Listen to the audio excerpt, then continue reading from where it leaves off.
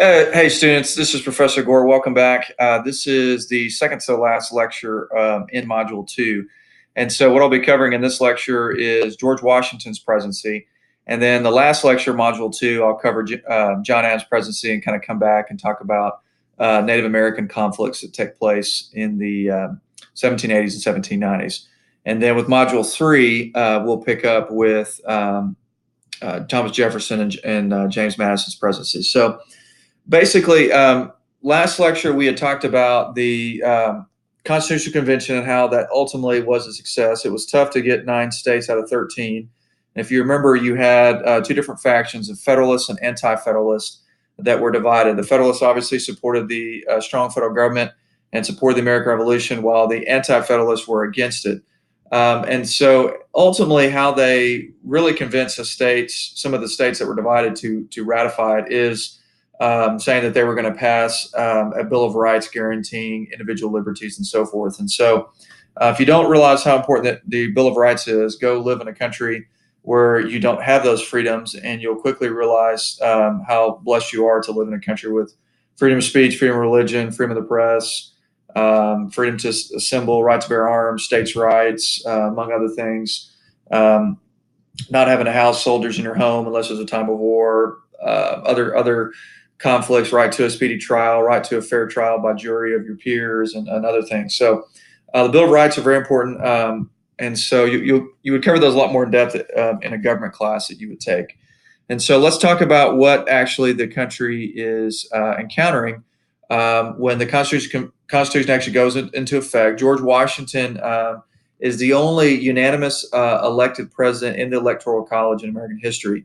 A guy by the name of James Monroe, who we'll cover in Module 3, would have been the second, but one person voted against him just so that George Washington could have that honor. Otherwise, he would have been the second president to ever have achieved that. So what is Washington inheriting? Well, for one thing, the European powers were impressed the United States to not fall into a monarchy.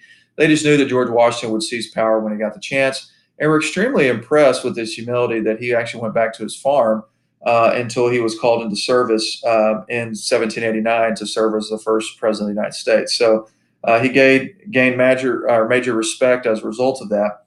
And so if you remember, at the time of the American Revolution, when it started, the United States or the original 13 colonies, was sitting around 2.5 to 3 million people.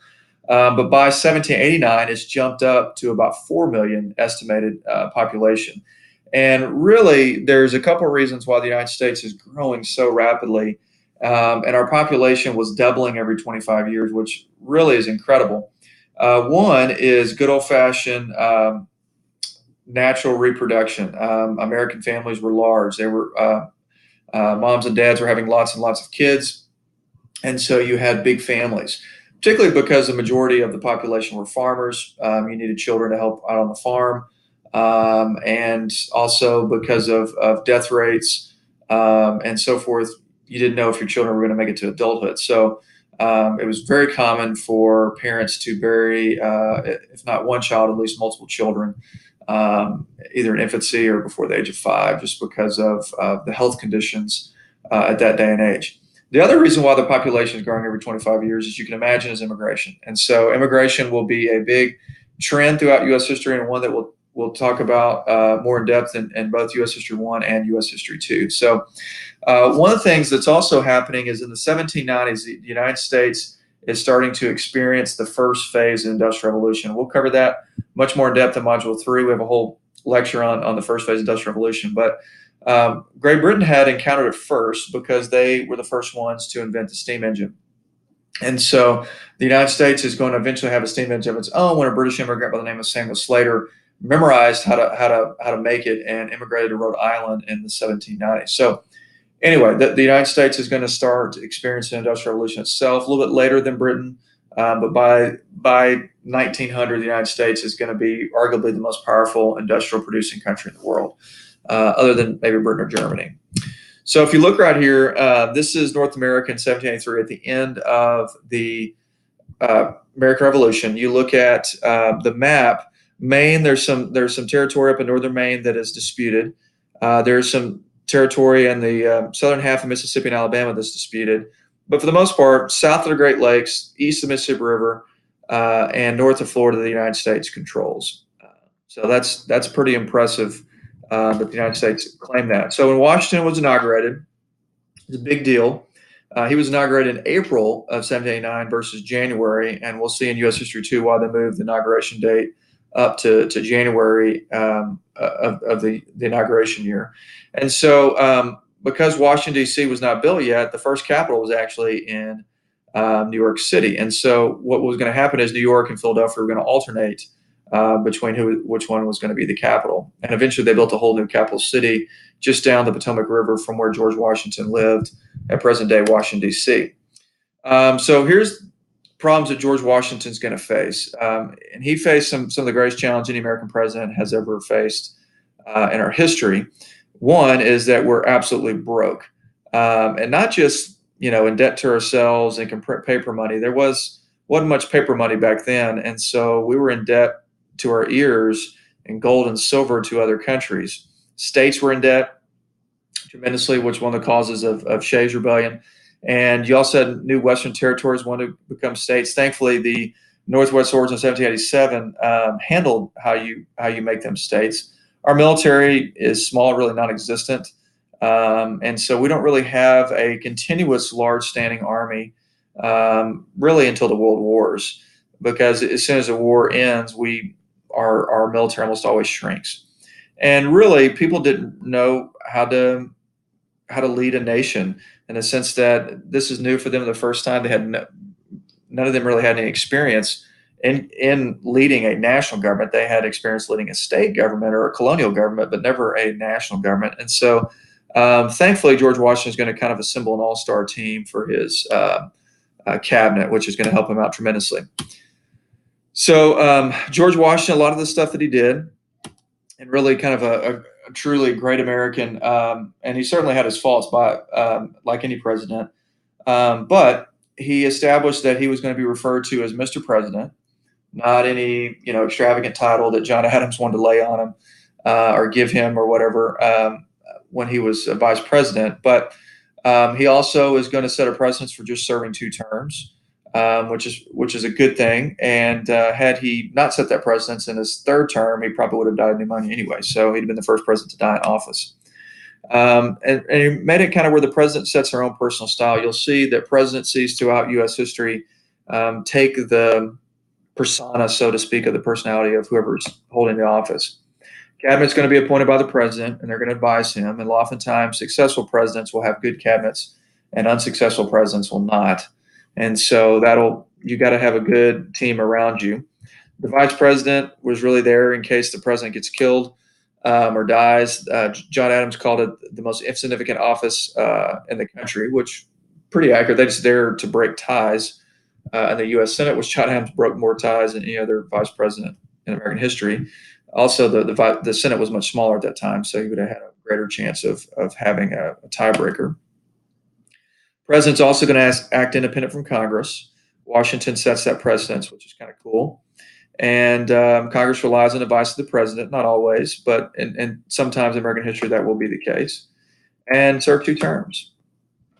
Let's look at what he inherits. Well, for one thing, he had 2 of the most brilliant Americans in our history serving in 2 very important roles. Alexander Hamilton became his Secretary of the Treasury. He was one of his officers in the Continental Army during the American Revolution. Hamilton is, some historians rank him as the #1 Treasury Secretary in American history. There are certainly others that can give him a run for his money, but he was very talented and actually founded a pretty successful bank in New York, but also was involved in different business and law practices. Thomas Jefferson, who was writer of the Declaration of Independence, one of the most brilliant men to serve in government, was the first Secretary of State. He had just been arrived back from being ambassador to France. Really, you'll find out that each of them are going to have a love for another foreign nation. Hamilton is going to be obsessed with Britain's banking system and their early industrial systems. Jefferson, on the other hand, was obsessed with France. Thought France was setting the greatest example after the French Revolution, and so this conflict of what kind of their views and so forth.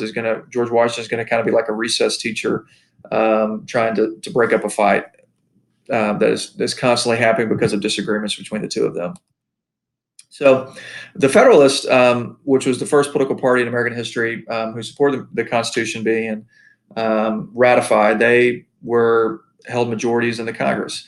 And so till you really have about the 12th Amendment in American history, the first couple of elections, you basically have whoever gets the second most votes would become a vice president. So if this was the 2000 election, you'd have Al Gore as vice president under George W. Bush. If it was 2004, you'd have John Kerry under George W. Bush. If it was 2008, you would have John McCain under Barack Obama, Mitt Romney under Barack Obama in 2012. Hillary Clinton would be the vice president under Trump in 2016. So you can see where I'm going with this, that would have been kind of an awkward situation if it had happened in more modern times. But 12th Amendment fixes that, and so you run as a president and vice president on the same ticket, and you're from the same party. But back then, it was second most votes becomes VP. So let's look at his all-star cast of cabinet members. Thomas Jefferson, original TJ. He's head of the Department of State, which is handling our foreign affairs. Alexander Hamilton's head of the Treasury, arguably one of our most brilliant. Edmund Randolph was our first Attorney General. Attorney General is basically like the head attorney for the U.S. government. Henry Knox, a brilliant military mind, which Fort Knox in Kentucky is named after. He was over Department of War. We changed it later to Department of Defense, but for a lot of American history, we referred to Department of Defense as Department of War, even if you weren't at war. And then kind of a forgotten but very influential and important founding father, a guy by the name of John Jay, helped write the Federalist Papers, helped negotiate the Treaty of Paris 1783. He's eventually going to help sign Jay's Treaty, which was named after him. And so he became the first Chief Justice of the Supreme Court. I think one reason why he's kind of not remembered as much in U.S. history is because of the Chief Justice of the Supreme Court that follows him, John Marshall, who stayed in the Supreme Court for so long and was so influential that we'll cover in Module 3. So basically, how does the Supreme Court work? Well, when it first started, nobody really kind of knew. So George Washington appointed 6 justices to the Supreme Court, 3 from the North, 3 from the South, to try to keep balance and peace.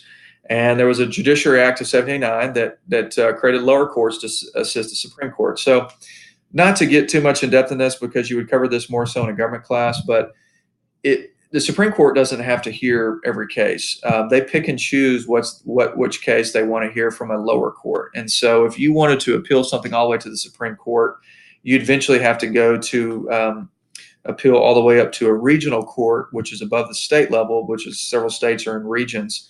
And then of those court cases, the Supreme Court could potentially decide to hear one. And so usually something that they think is a very big deal, then they would actually decide to hear. So, all right, let's talk about Hamilton. So all you really need to do between Hamilton and Jefferson is really learn one of their views, and then you've got the other one because it's the complete opposite. So we'll start with Hamilton. If Hamilton loved the British, then Jefferson would like their arch rival, the French.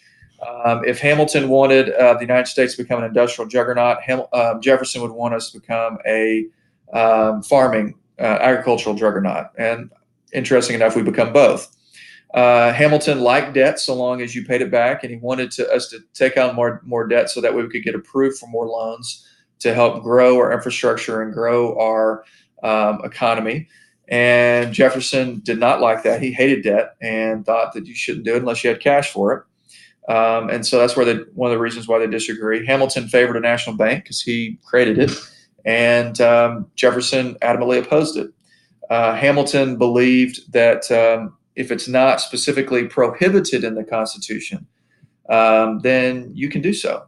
You can implement something that's not strictly prohibited in the Constitution, and that's what we call a loose interpretation. So if it's not in there and says you can't do it, then if the government decides to do it, then that's okay.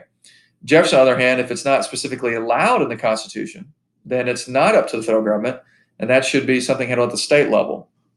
And so they really had major disagreements on what what the role of it is and so forth.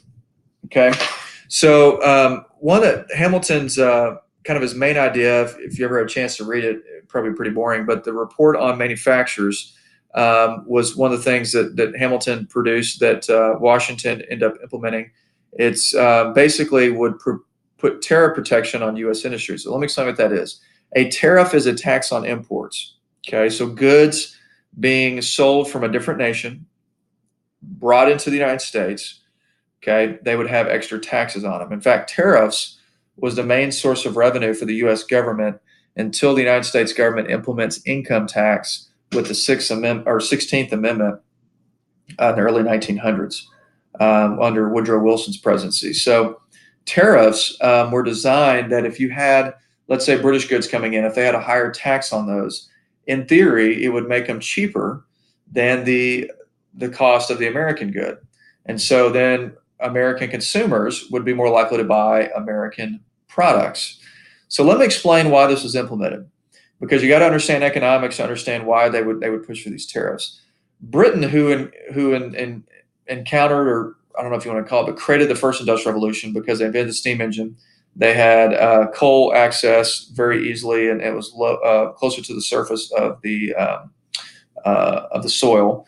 And they had navigable rivers, and they had overpopulation, so they had a workforce who's willing to accept lower wages.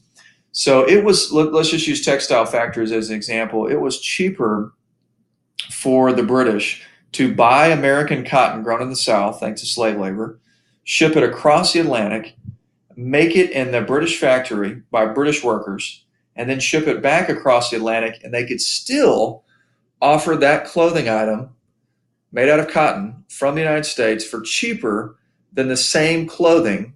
It could be an identical shirt, could be made in the United States. Why in the world is that the case?